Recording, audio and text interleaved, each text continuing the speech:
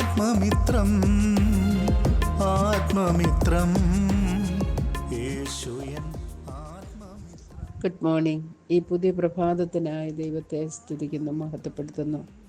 സൃഷ്ടിപ്പ് മുതൽ ദൈവം തന്നെ പല പേരുകളിൽ വിളിക്കുന്നതായിട്ട് വേദപുസ്തകത്തിൽ രേഖപ്പെടുത്തിയിരിക്കുന്നു.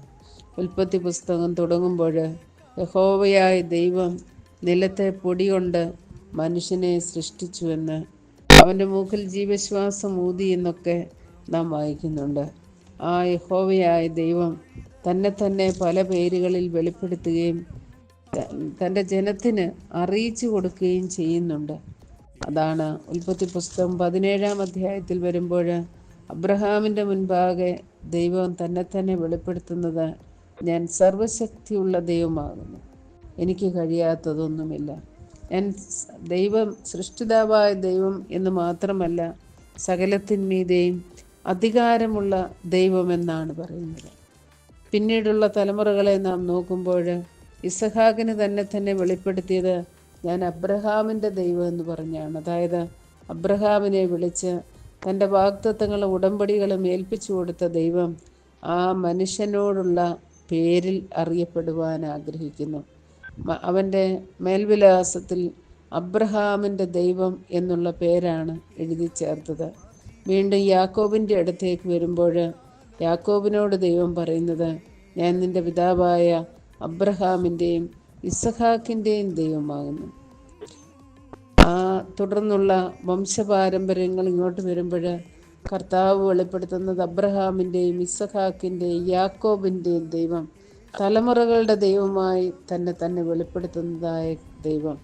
അവൻ സകലത്തിനും മീതെയുള്ള, സകലത്തിൻ്റെയും ഉടയവനും സൃഷ്ടിതാവുമായ ദൈവവും സർവശക്തിയുള്ള ദൈവമാകുന്നുവെങ്കിലും അതിലുപരിയായിട്ട് അവനൊരു മാനുഷിക നാമത്തോട് ചേർത്ത് തൻ്റെ നാമത്തെ അറിയുവാൻ എപ്പോഴും ഇഷ്ടപ്പെടുന്ന ദൈവമാണ്.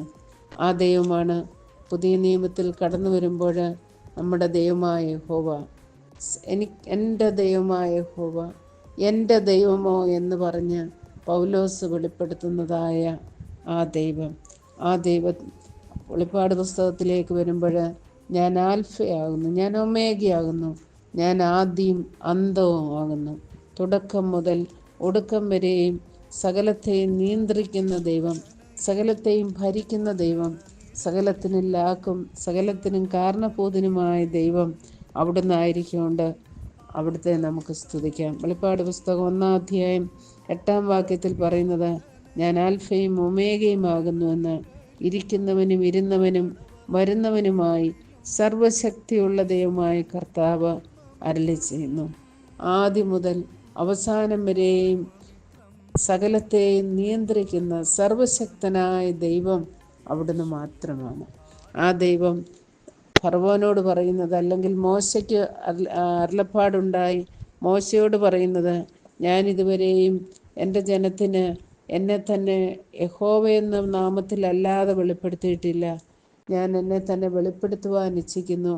ഞാനാകുന്നവൻ ഞാനാകുന്നു എന്ന് പറഞ്ഞ് മോശയ്ക്ക് ദൈവം തന്നെ വെളിപ്പെടുത്തുന്നു.